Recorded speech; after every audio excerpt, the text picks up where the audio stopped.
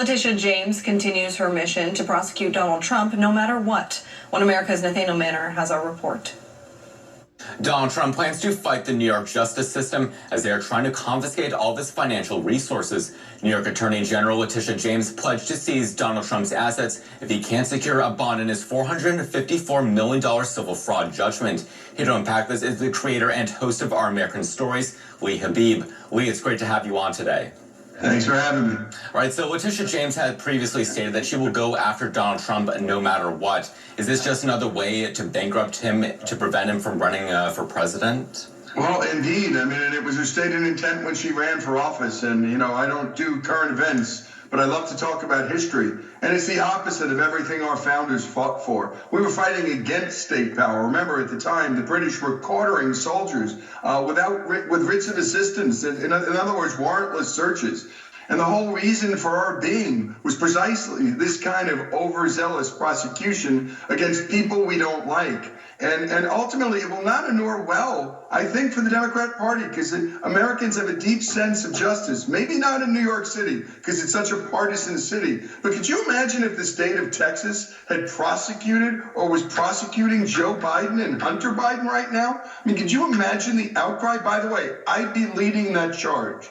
We shouldn't be using our side lawfare to do politics. We have elections for that in this country. And I'm promising you, and for all your listeners, this is going to hurt the Democrats. And when we get in power, we shouldn't use lawfare to persecute people we don't like. We have to prosecute people if they commit crimes. Otherwise, that's why we have elections.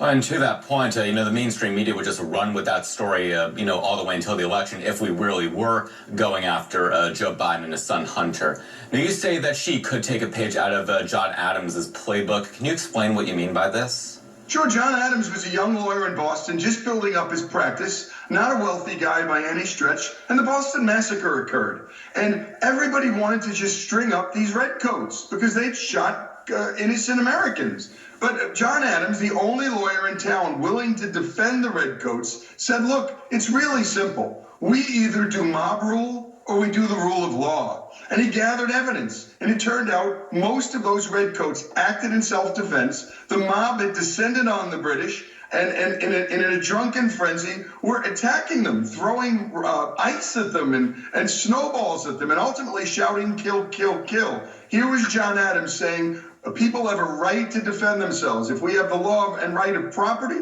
and we have the right of other freedoms, they mean nothing without the right of self-defense. He stood in the breach. He lost a little business for a very short while, but the Bostonians got to know who John Adams was and what the American people really stood for. Even the redcoats deserved a trial. Even the redcoats deserved a trial, and many of them were exonerated, and the jury found them not guilty of murder. They found a couple guilty of manslaughter because they had overreacted in self-defense. They could have used a bayonet. They could have used other means. So justice happened in those streets, as opposed to the injustice of the British quartering folks, performing illegal searches without warrants. We have to remember the Bill of Rights, and this is a reminder to our Democrat friends. The Bill of Rights are a counter-majoritarian part of the Constitution. 100% of the voters of New Jersey cannot say,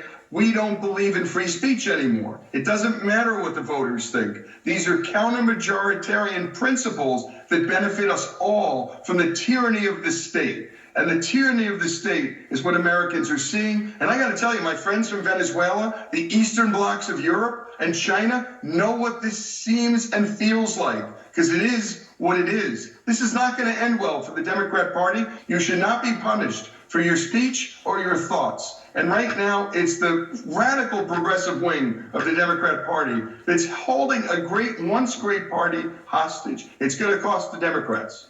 All right, well, Lee Habib, creator and host of Our American Stories, thank you so much for coming on today. Happy for doing it.